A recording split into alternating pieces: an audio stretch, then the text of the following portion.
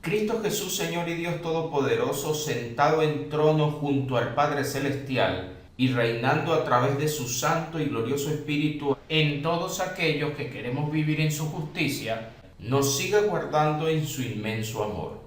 Vamos a comenzar a revisar este video número 9 de un escudriñar que hemos llamado la fe bíblica. Y en los videos anteriores hemos podido ver el significado de esta palabra en el hebreo, en el griego y aún en el latín, del cual sale el término fides, que fue trasladado a nuestro español como fe. También hemos podido captar que según Efesios 4, verso 5, la fe es una sola, y según 1 de Pedro 1:9, el fin de esa fe es la salvación del alma. Es allí donde ella realmente estaría apuntando su objetivo.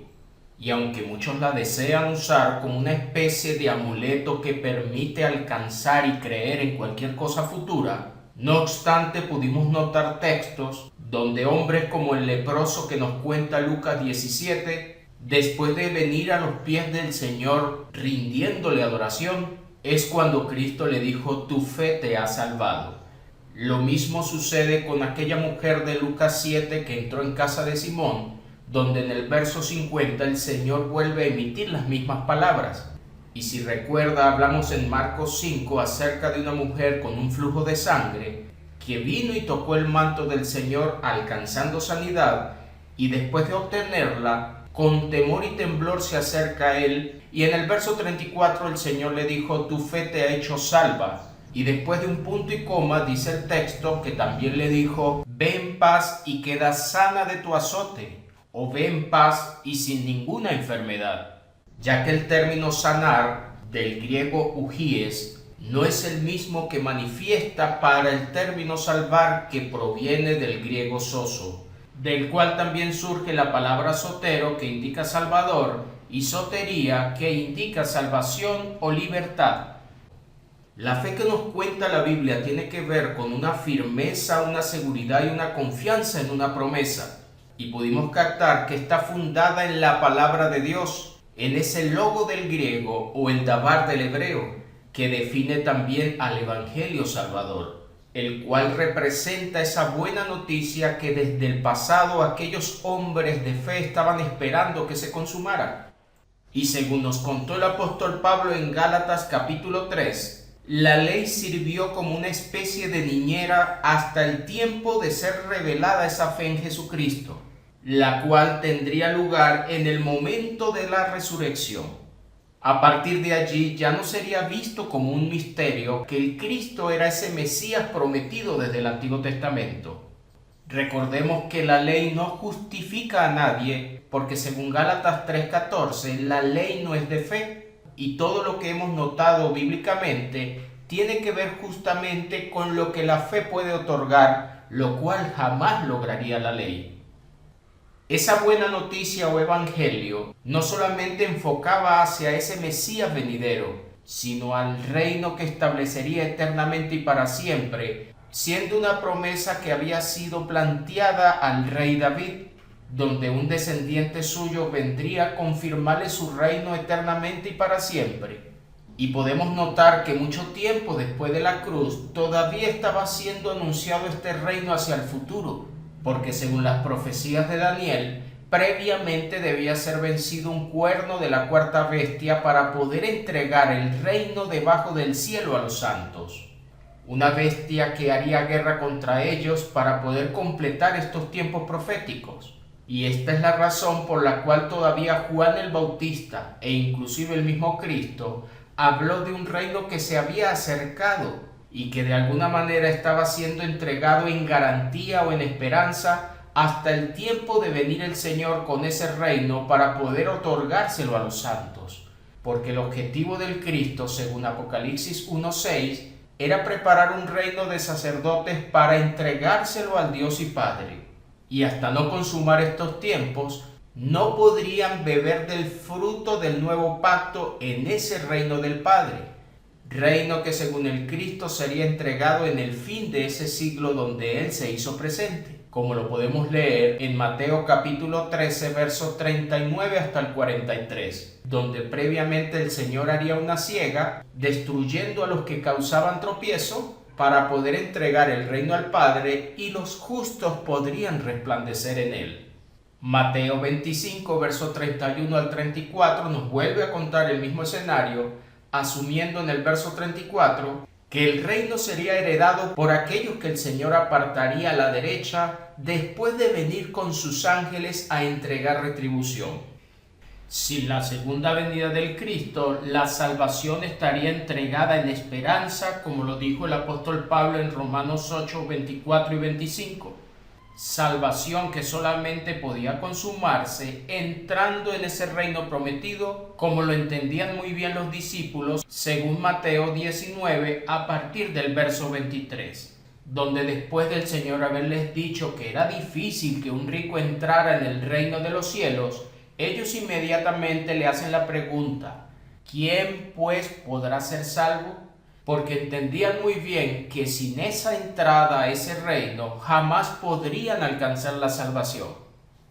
Hebreos 9, verso 28 vuelve a confirmar que Cristo aparecería por segunda vez para salvar a los que le estaban esperando. Por eso vemos en el primer siglo una iglesia en transición que aún en la carta a los Hebreos, escrita más de 30 años después de la cruz, podemos notar en el capítulo 8 que aún estaba siendo mediado el nuevo pacto, porque según el verso 13, el antiguo todavía estaba próximo a desaparecer, y cuando ese pacto se consumara según el verso 10, Dios los reconocería como pueblo para morar con ellos. Acción que volvemos a encontrar en Apocalipsis 21:3, planteado todavía hacia el futuro.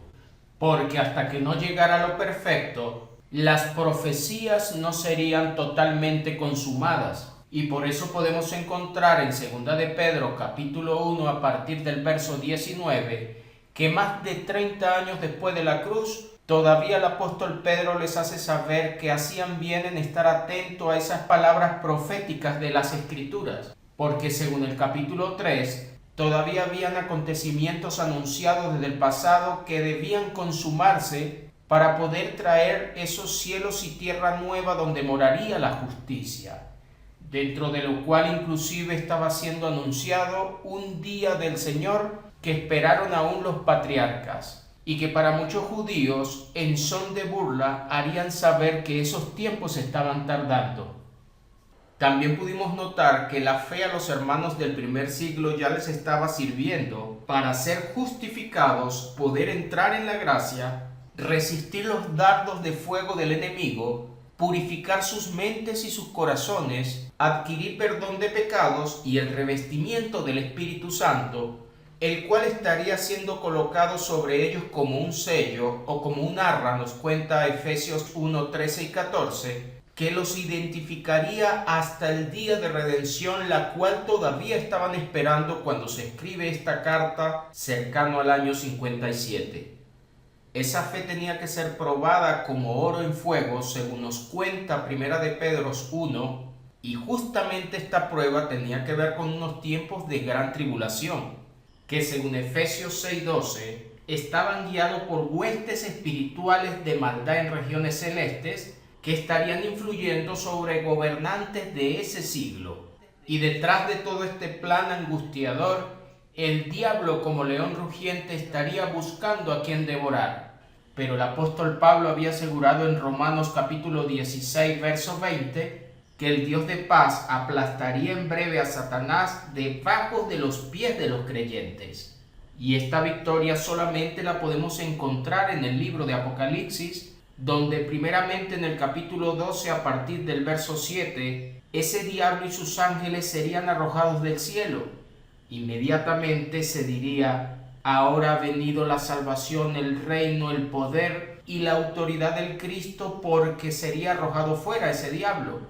Y más adelante en el capítulo 20 lo vemos siendo atado, y según el verso 10 estaría siendo arrojado en el lago de fuego, para que ya no actuara más sobre los creyentes, según el capítulo 21:1 de Apocalipsis, donde asegura que el mar ya no existiría,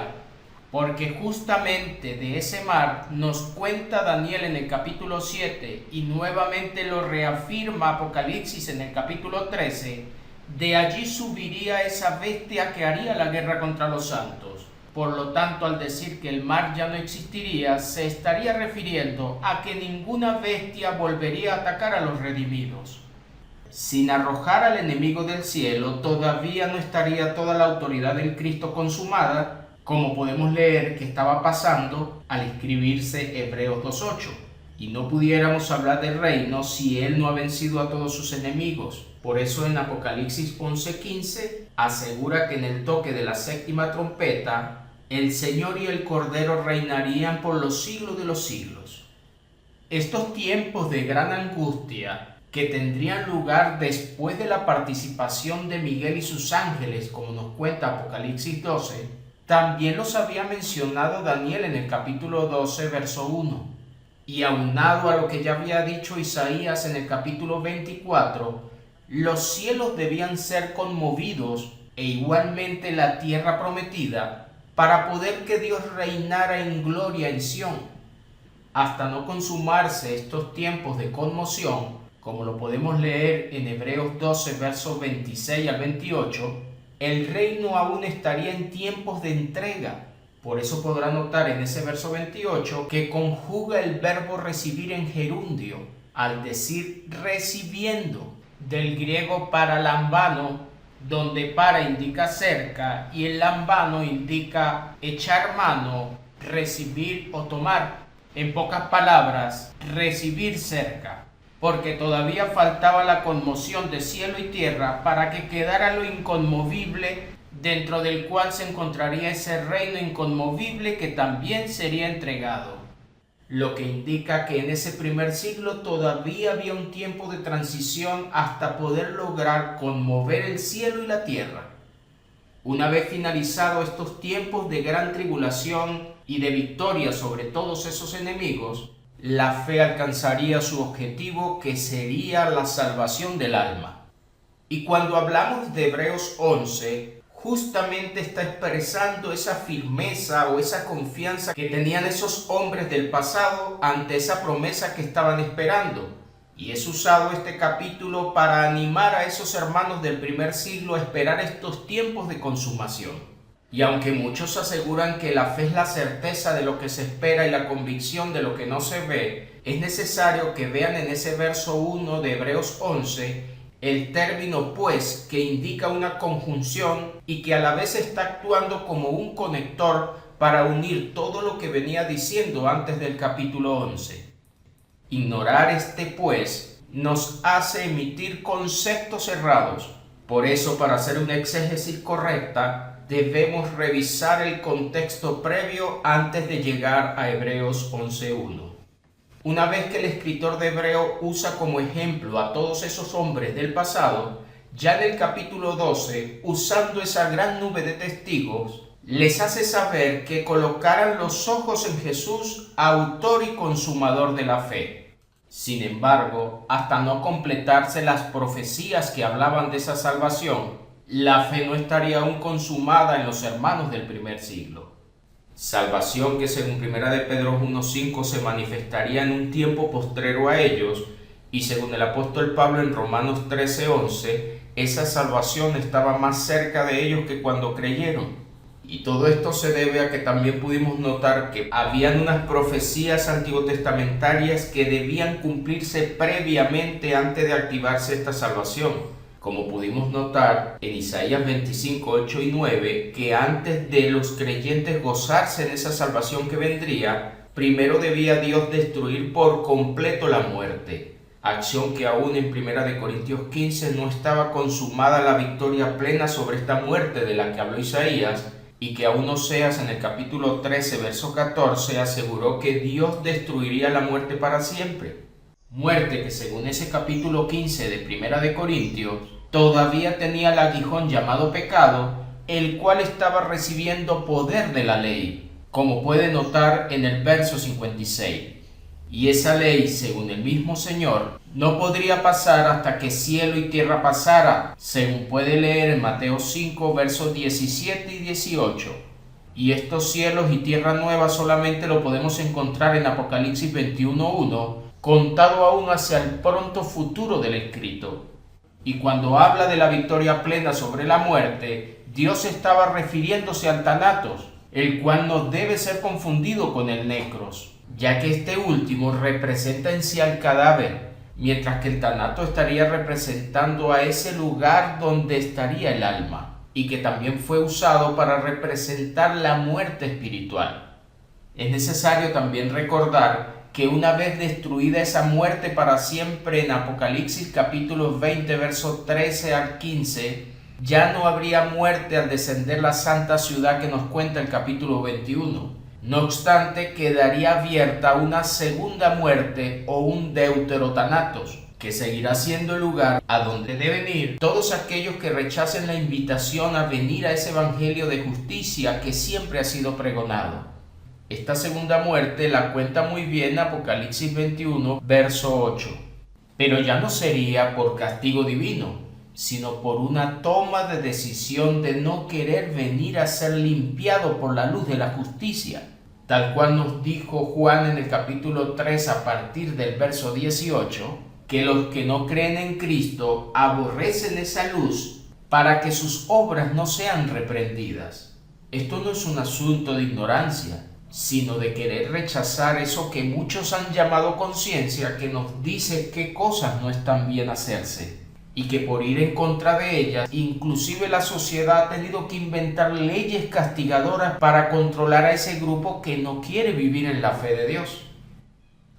También captamos en Joel capítulo 2, versos 31 y 32, que antes de activarse esta salvación en Sion y en Jerusalén, previamente debía acontecer un día terrible del Señor, que nuevamente nos cuenta Malaquías en el capítulo 4, verso 1 y 2, donde aseguró que antes de Dios traer justicia y salvación, debían primero ser destruidos como estopa en horno ardiente todos los soberbios e impíos de esa casa de Israel, que rechazarían la invitación del Mesías y que terminarían inclusive crucificándolo. Malaquías también nos contó que previo a este día terrible Dios enviaría al profeta Elías según el verso 5, Elías que fue representado por Juan el Bautista como el mismo Señor lo declaró y que lo puede leer en Mateos 11 versos 13 y 14. Con la llegada de este profeta Elías representado en la persona de Juan, se estaría acercando la ira que el mismo profeta hizo mención según Mateo 3 versos 7 en adelante,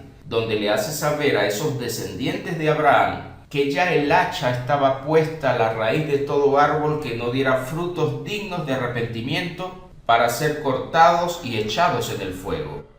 También pudimos captar que en la parábola de los labradores malvados narrada en Mateo 21 versos 33 en adelante, el mismo Señor hizo referencia a esos malvados a los cuales le había entregado la viña, representada según Isaías 5 por esa casa de Israel, y estos labradores malvados, al ver que había llegado el heredero de esa viña, terminarían matándolo para quedarse con esa heredad. Sin embargo, el mismo Cristo le dice a esos fariseos y sacerdotes del momento que a ellos les sería quitado el reino y dado a otros que produjeran el fruto de ese reino. Pero en medio de ese quitar y de entregar al nuevo grupo, Dios debía destruir a esos malvados sin misericordia,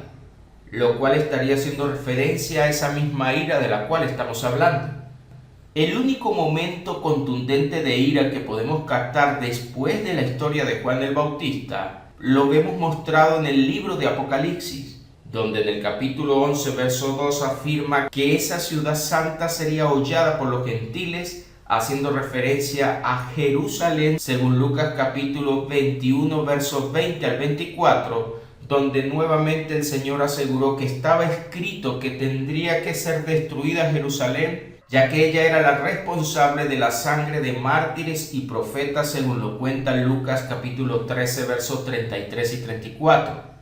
Lucas también nos cuenta que el mismo Señor aseguró que esa sangre sería demandada de esa generación con la que Cristo estaba hablando. De esta manera se estaría acercando esa destrucción de la que habló Daniel en el capítulo 9, verso 26, donde después de la muerte del Mesías, un príncipe vendría a destruir la ciudad y el santuario. Y por esta razón podemos encontrar que las copas de ira que nos cuenta Apocalipsis 16, las primeras copas serían derramadas sobre esas responsables de sangre de mártires y profetas, que según estamos viendo, sería demandada de esa generación con la que Cristo hablaba. Y ya a partir de la quinta copa, la ira sería derramada sobre el trono de la bestia, porque también Daniel había asegurado en el capítulo 9, verso 27, que en la última semana profética se derramaría lo que estaba destinado sobre el desolador, el cual estaría representado por ese imperio romano que estaría destruyendo y quemando a la Jerusalén del año 70. Cuando se escribe entonces Apocalipsis 11:2, la ciudad santa todavía no había sido hollada, aunque ya había sido entregada a los gentiles. Y estos gentiles, representados por ese imperio romano de turno en manos de Vespasiano, serían los encargados de pisotear durante 42 meses la ciudad santa. Porque la historia de Flavio Josefo nos cuenta que entre el 70 y el 74 después de Cristo, este emperador Vespasiano envía a su hijo Tito para que cumpliera la destrucción sobre Jerusalén. En ese lapso de 3 años y medio aproximadamente, que representaría muy bien el tiempo, tiempos y medio tiempo, de lo cual nos habla Apocalipsis 12:14, y que Daniel también lo dejó contado en el capítulo 7, donde a partir del verso 19 afirmó que un cuerno de la cuarta bestia haría guerra contra los santos hasta vencerlos, y serían entregados justamente por ese tiempo, tiempos y medio tiempo, para que cumplieran las profecías. Dios le quitaría luego el dominio a ese cuerno para poder entregar debajo del cielo a los santos el reino eterno. Ese cuerno específico del que nos habla Daniel, ante el cual caerían 3, representarían muy bien a ese emperador Vespasiano, que en el año 69, llamado el año de los 4 emperadores, previo a Vespasiano, quien toma el poder en diciembre de ese año 69, previo a él existieron 3 emperadores en ese mismo año: Galba, Otón y Vitelio. Y Vespasiano sería el que cumpliría la destrucción del templo para completar la desolación de la que había hablado Daniel, y que el Señor en Mateo capítulo 24, verso 1 y 2 nos hace referencia. Por eso podemos encontrar en Apocalipsis capítulo 18 que hace mención a una ciudad que sería quemada, y según el verso 24, en ella se hallaría la sangre de mártires y profetas, asegurando desde el verso 15 que esa ciudad estuvo vestida de lino, que representa las acciones justas de los santos según Apocalipsis 19, y que dan la descripción perfecta de la vestimenta que Dios había colocado a Jerusalén según Ezequiel 16, donde inclusive Dios a partir del verso 30 le llama ramera, asegurándole que traería sobre ella sus amantes para que justamente cumplieran esta desolación. Y una vez que la apedrearan y quemaran sus casas, el verso 42 afirma que Dios no se enojaría más con ella. Y de esta destrucción y quema nuevamente podemos notar en esa parábola de las bodas narrada en Mateo 22, donde afirma que el rey se enojaría y le quemaría la ciudad a esos homicidas, lo cual no hace referencia al planeta, tampoco a una ciudad de nuestros tiempos y mucho menos a una denominación específica, sino que estaba señalando a esa Jerusalén impía del momento, sobre la cual Dios demandaría la sangre derramada desde tiempos de Abel, y a la cual estamos viendo en Ezequiel que le llamó ramera. Esta misma calificación de ramera es a la que hace referencia Apocalipsis en el capítulo 17, versos 16 al 18, donde nuevamente nos hace saber que Dios se pondría de acuerdo y entregaría el dominio a una bestia que cumpliría sus palabras para desnudar, devorar sus carnes y quemar con fuego a esa ramera de la cual estamos hablando. El problema más grande de Apocalipsis radica en que la fecha del escrito ha sido colocada después de la destrucción. Algunos afirman que está escrito después del año 92 después de Cristo. Y siendo así, todos esos planteamientos futuros de destrucción siguen siendo colocados hacia un futuro inclusive del siglo XXI. Pero si entendemos que cuando la carta fue escrita todavía la ciudad santa no había sido hollada, nos obliga a colocar esta carta previo al año 70. Y siendo así, lo que nos cuenta Apocalipsis 1, verso 1 al 3, donde afirmó que esa revelación estaría pronto a cumplirse y que el tiempo estaría cerca, entonces tiene sentido al saber que no había sido hollada todavía la ciudad santa. Y en dado caso, esa carta escrita a las 7 iglesias que estaban en Asia, a las cuales se le hizo una serie de descripciones, exhortaciones e inclusive promesas, iglesias que tomaron nombre de ciudades que hoy no existen porque son ruinas, esas iglesias estarían recibiendo un mensaje que sería cumplido pronto, como nos los cuentan los adverbios. Podemos notar, por ejemplo, en Apocalipsis capítulo 17, que hace mención a 5 reyes de la bestia que ya habían caído en el momento del escrito. Uno estaba haciendo y el otro vendría y duraría poco tiempo. En Apocalipsis 13 nos cuenta que ese rey caído había sido derribado con espada, pero estaría por subir del abismo. Y si usted ve la historia romana, el primer gobernante de ella reconocido como emperador, después de que Roma deja de ser república, ese título se lo otorgan a Augusto César. Y a partir de allí el quinto emperador sería Nerón, quien termina literalmente suicidándose con una daga en el año 68, y que representaría muy bien a ese quinto caído que tenía herida de espada pero había revivido, porque en ese tiempo se corrió la idea de un Nerón que reviviría para vengarse de sus enemigos. Este Nerón comenzó la guerra contra los judíos en el año 66, pero tuvo que ser paralizada por esta muerte. Y una vez que Vespasiano, que había sido comandante de las tropas de Nerón, toma el poder, completaría la orden de mandar a destruir a Jerusalén. Y de esta manera, Vespasiano estaría representando a ese Nerón caído que subiría del abismo. Y luego el capítulo 13 nos va a hablar de otra bestia que subiría esta vez de la tierra y que tendría 2 cuernos, y estarían representando de manera muy clara a los 2 hijos de Vespasiano, Tito y Domiciano, los cuales tomaron el poder después de la muerte de su padre, quien había formado la dinastía Flavia y que finalizaría en el año 96 aproximadamente con el asesinato de su hijo Domiciano.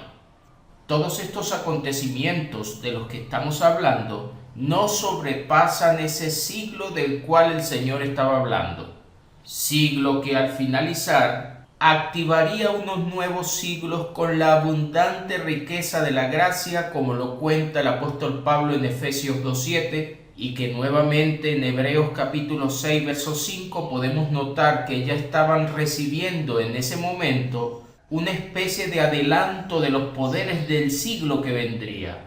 porque Cristo, según Hebreos 9:26, había llegado en la consumación de los siglos para abrir unos nuevos siglos de gloria que alcanzarían a los redimidos. Por esa razón, en 1 de Juan 2:18 podemos notar que el apóstol le hace saber a los hermanos de ese momento que ya estaban viviendo el último tiempo, y el apóstol Pablo en 1 de Corintios 10 verso 11 asegura que ellos habían alcanzado los fines de los siglos,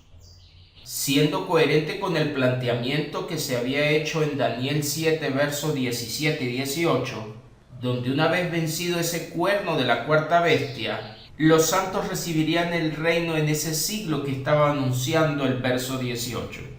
Y podrá notar en varias citas del Nuevo Testamento que el Señor hizo referencia a ese fin del siglo. Como podemos ver en Mateo capítulo 24 verso 3, afirmando en el verso 34 que todo eso sucedería en tiempos de esa generación con la que hablaba. Por tristeza, este término siglo del griego aión ha sido traducido como mundo, a pesar de que para mundo existe el término cosmos, y de esta manera muchos análisis hacen sentir que esa cita de Mateo 24 está anunciando el fin del mundo y no precisamente el fin del siglo, a pesar de que nuevamente el verso 34 aseguró que todo eso sucedería en tiempos de esa generación con la que el Señor hablaba. Hoy día podrá notar que aún la gran tribulación que nos cuenta ese capítulo sigue siendo anunciado hacia un tiempo futuro nuestro. Y todo se debe al hecho de ignorar estos limitantes. Muchos de ellos inclusive son adverbios de tiempo. Otro verso de Mateo 24 que hace fundar estos tipos de sesgos lo encuentran en el verso 13 y 14, donde aseguran que para poderse completar estos tiempos del fin, que venía hablando justamente del siglo, era necesario que el Evangelio fuera anunciado en todo el mundo, lo cual pareciera dar a entender que hasta América, que no estaba descubierta para ese momento, en ella también debía ser anunciado este Evangelio antes del fin. Pero si vemos el texto en el griego, encontrará que allí aparece el término oikoumene, que fue traducido en Hechos 11:28 como tierra habitada, para referirse justamente a los habitantes de ese momento. Y ya en Colosenses capítulo 1 versos 5 y 6, el apóstol Pablo asegura que el Evangelio ya había llegado a todo el mundo y allí utiliza el término cosmos, lo que nos permite no solamente entender que la palabra mundo no definía planeta, sino que ya el propósito de extender el Evangelio en todo ese mundo o en toda esa tierra habitada ya había alcanzado su propósito cuando la carta de Colosenses se escribe. Lo cierto es que si el quinto rey de la bestia, haciendo referencia a ese imperio romano, ya había caído, el que estaba siendo para ese momento, según Apocalipsis 17:10, sería el emperador Galba, quien toma el poder en junio del año 68 después de la muerte de Nerón y reinaría hasta enero del año 69. Y entendiendo que estaba siendo en el momento del escrito, entonces el libro de Apocalipsis solamente podía haber sido escrito en este tiempo de gobierno de Galba. Después vendría Otón, y dice el texto que duraría muy corto tiempo. Justamente el emperador Otón fue el que menos tiempo duró en ese siglo. 3 meses aproximados fue su gobierno, y una vez que cae, termina Vitelio tomando el poder para ser destruido por Vespasiano en diciembre de ese año 69. Cabe destacar que mientras Vitelio era emperador, Egipto y Judea reconocieron a Vespasiano al mismo tiempo como emperador, lo que nos ubica a un tiempo de la historia donde 2 emperadores estaban reinando al mismo tiempo. Y según el texto de Apocalipsis 17, sería el 8º emperador que representaría justamente al quinto caído. Y el único que reúne estas condiciones sería Vespasiano, quien retomó las guerras sobre los judíos en el año 70, pero esta vez atacando a Jerusalén.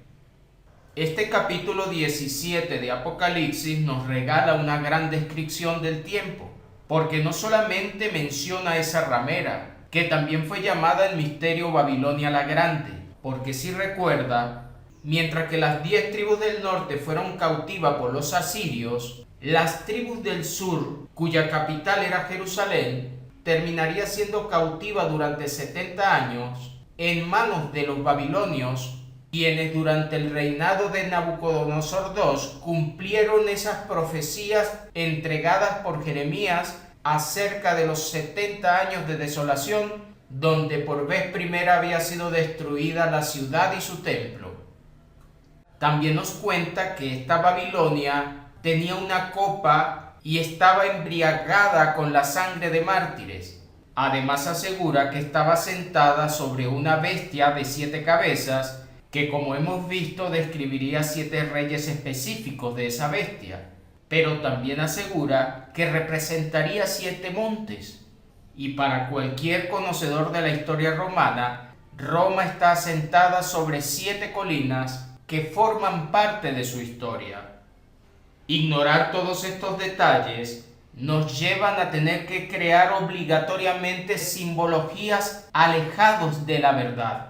Y de esta manera nos ubica fuera del tiempo real de lo que el libro quiere contar, para crear cualquier tipo de análisis, generalmente con interpretaciones futuristas, que en cada generación hacen un gran esfuerzo para tratar de adaptar estos detalles a cualquier especie de gobierno o cualquier tipo de religión del momento.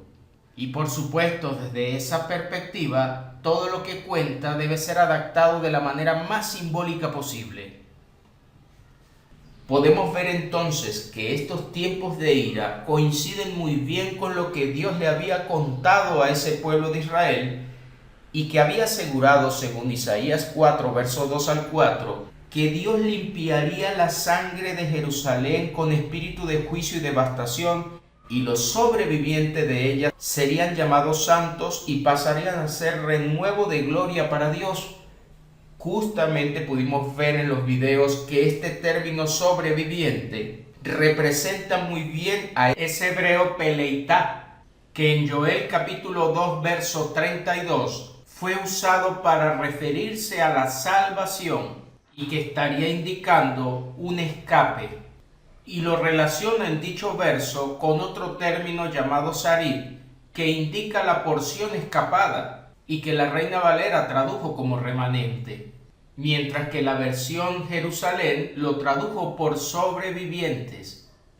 Sería este grupo, según Isaías, a los cuales Dios le llamaría santos, y según Daniel capítulo 7 versos 21 al 27, sería justamente contra los santos que el cuerno haría la guerra. Y una vez vencido este cuerno por parte de Dios, los santos recibirían el reino eterno debajo del cielo. Reino que todavía no había sido entregado al escribirse Apocalipsis 5:10, porque lo vemos representado aún en el capítulo 22, verso 5, como un reino que estaría hacia el futuro del escrito. Según Apocalipsis 22, verso 12, el Señor debía venir para completar la entrega de ese galardón, coincidiendo con lo que ya nos había dicho y que Mateo 25, 31 al 34 dejó registrado, donde afirma que Cristo le entregaría la herencia del reino a todos los que apartara a la derecha, después de venir en gloria con sus ángeles a sentarse en ese trono de gloria, haciendo referencia a su segunda venida. Lucas 21, donde nos habla justamente de la destrucción de Jerusalén, nos dice a partir del verso 27 que verían al Señor venir en la nube para dar esta retribución y la redención se acercaría. Ya en el verso 31 dice que el reino estaría cerca, y en el verso 32 afirma que no pasaría esa generación con la que el Señor hablaba sin que todo esto aconteciera. Por eso el Señor en Mateo 16 versos 27 y 28 les afirma que cuando viniera con ángeles a dar retribución, algunos de los que estaban allí presentes escuchándole no probarían muerte hasta no verlo venir en ese reino que estaba anunciando. El apóstol Pablo también contó en Hechos capítulo 14 verso 22 que era necesario pasar muchas tribulaciones antes de entrar en ese reino de Dios, coincidiendo con la gran tribulación de la cual habló Cristo en Mateo 24 versos 21 y 22, y que según el verso 34 sucedería en tiempos de esa generación con la que hablaba. Si nota los textos previos a este Mateo 24-34, podrás ver a partir del verso 29 que inmediatamente después de esta gran tribulación, las potencias de los cielos serían conmovidas como estaba anunciado, y se darían los acontecimientos de la venida del Señor con sus ángeles. Gran tribulación que no se volvería a repetir según el texto y que coincide con Apocalipsis 7 a partir del verso 13 hasta el 17, donde a los vencedores de esa gran tribulación el Todopoderoso extendería su tabernáculo y sería el mismo Cordero quien los pastorearía. Esa extensión del tabernáculo que según Ezequiel 37, versos 26 al 28 estaba siendo anunciado desde el pasado, sería lo que le permitiría a este remanente ser reconocido como pueblo de Dios para morar con ellos, y que según Apocalipsis 21:3 acontecería después de que descendiera del cielo la santa ciudad de Jerusalén. Sería en ese instante donde Dios les reconocería como pueblo para morar con ellos, y según el verso 7 de Apocalipsis 21, a esos vencedores Dios les reconocería como hijos. Y estos heredarían todas las cosas, dentro de lo cual se mencionó según Hebreos 1:14 la herencia de la salvación, según Mateo 25 verso 34 la herencia del reino, y aún podemos notar en Daniel capítulo 12 verso 13 que Dios le había dicho a Daniel que en el fin de esos tiempos se levantaría para recibir su heredad, y para ello debía ser resucitado, porque también había sido anunciado proféticamente que la resurrección tenía que cumplirse, y lo puede volver a leer en Daniel capítulo 12, verso 2. La extensión de este tabernáculo y el reconocimiento de pueblo tendría coherencia con lo planteado en Hebreos 8, verso 10, donde Dios aseguró que reconocería como pueblo para morar con ellos a ese remanente de Israel en el mismo momento en que el nuevo pacto fuera confirmado. Pacto que según Daniel capítulo 9 versos 26 y 27 solamente podría tener lugar en la última semana de las 70 después de la destrucción de la ciudad y el santuario. Destrucción que nos cuenta esa misma profecía que tendría lugar después de la muerte del Mesías príncipe. Por eso es que podemos notar que todavía la carta de Hebreos en ese capítulo 8, el Señor está actuando como mediador, porque según el verso 13, el antiguo pacto todavía estaba próximo a desaparecer, porque mientras estuviera el templo construido, seguirían ofreciéndose sacrificios y ofrendas según la ley, como lo podemos leer en Hebreos 8, verso 4 y capítulo 9, verso 9, donde aún habían sacerdotes que ofrecían estos sacrificios. Y puede leer en Daniel 9, verso 27, que en esa última semana profética donde el pacto sería confirmado, en la primera mitad debían desaparecer estos sacrificios y ofrendas. Y como entendemos, el templo estaba entregándole aún vida a estos tipos de rituales. Y como puede observar en la cita de Daniel 9 que estamos viendo en pantalla, en la segunda mitad, antes de venir esa consumación de los tiempos, debía derramarse sobre el desolador lo que estaba determinado. Por eso pudimos ver que a partir de la quinta copa de ira de Apocalipsis 16, el castigo sería derramado sobre el trono de la bestia. Esa misma bestia que según Apocalipsis 19 trataría de enfrentar al mismo Cordero, apoyada por 10 reyes que todavía no habían tomado poder en el momento del escrito de Apocalipsis, pero sería vencida por el Señor.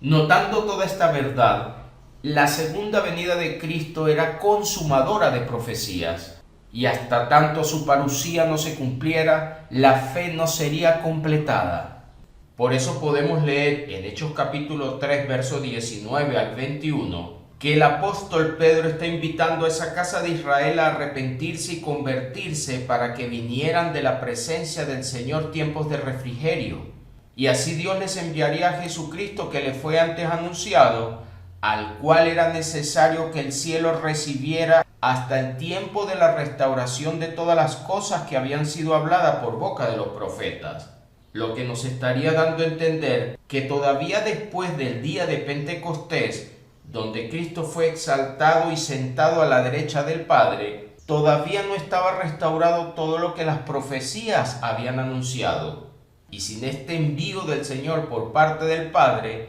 nunca podría completarse los tiempos. Podrá observar que el texto dice que el cielo lo recibiría y agrega un hasta, lo que da a entender que en ese momento se completaría el plan de esa restauración que está siendo anunciada, dentro de la cual podemos encontrar la restauración del reino que según Hechos 1:6 también los discípulos estaban esperando.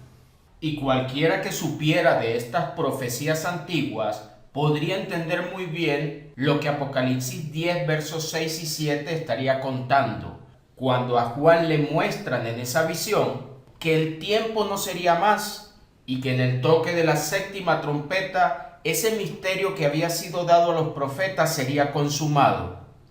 Esta es la misma séptima trompeta que según el capítulo 11 verso 15 permitiría que todos los reinos del mundo vinieran a ser del Señor y de su Cristo, para que Él reinara por los siglos de los siglos. Sin esta victoria, todavía entonces no estarían los enemigos debajo de los pies del Cristo, y para que se completara este final, la ira tenía que ser consumada.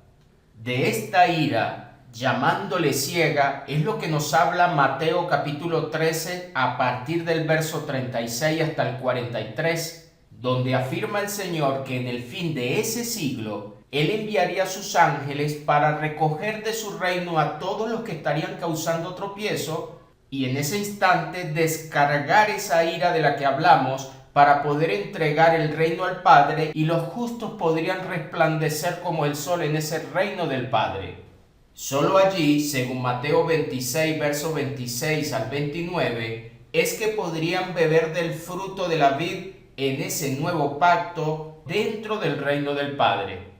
Por eso es que todavía podemos leer en Romanos 11, 25 al 27, que debía venir de Sión el libertador para que apartara de la casa de Jacob la impiedad, y Dios confirmara ese pacto con ellos el día que quitara sus pecados. Y aunque muchos usan Lucas 24:44 para asumir que todas las profecías quedaron consumadas el día de la resurrección, no obstante, estamos viendo en este capítulo 3 de Hechos que todavía no estaban consumadas todas las profecías, lo que nos permite comprender que el contexto de Lucas 24 venía hablando de todas las cosas que se decían en cuanto al Cristo como hombre, porque todavía existían otras profecías del Cristo glorificado que debía venir a cumplir unos tiempos de ira y poder entregar el galardón, como lo cuenta Apocalipsis 22, verso 12.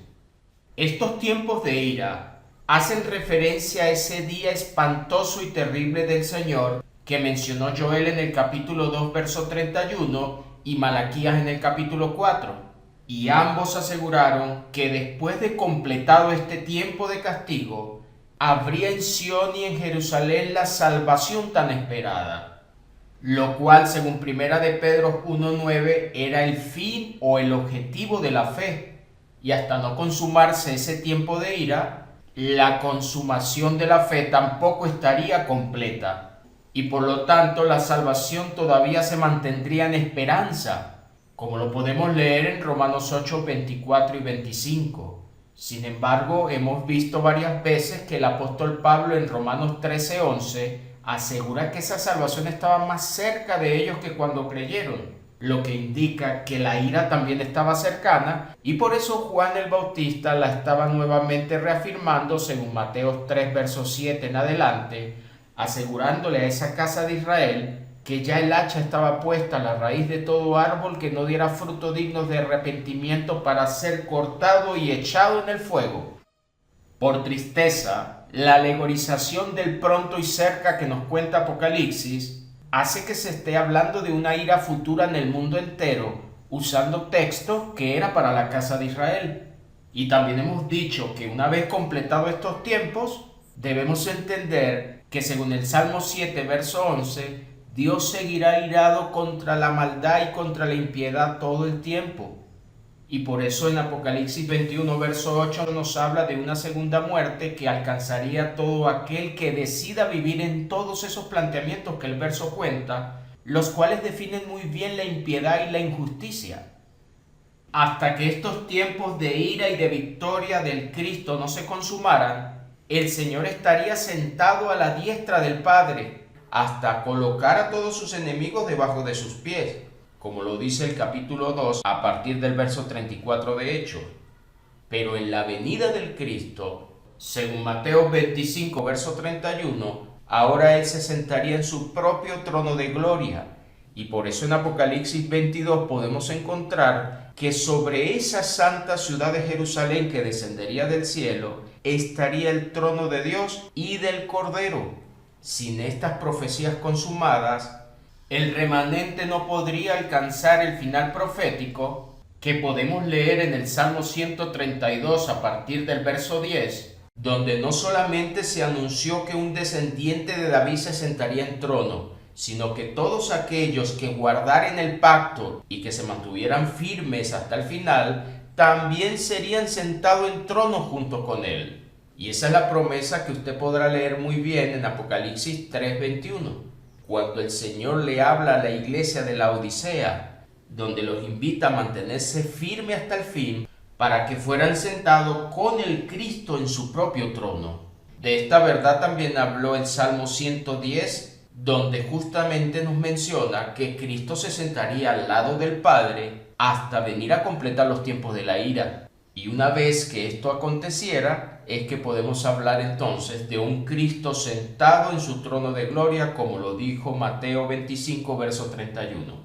Ya no precisamente a la diestra junto al trono del Padre, sino ahora en su propio trono junto al del Padre, como nos cuenta Apocalipsis 22:13. Según Isaías 63, verso 1 al 7, la ira estaba profetizada y podemos leer allí que ese ser especial que hace referencia al Cristo estaría teñida sus vestimentas con sangre el día de ejecutar la ira y venir a activar el año de los redimidos. Descripción profética que nuevamente podemos encontrar en Apocalipsis 19 a partir del verso 13,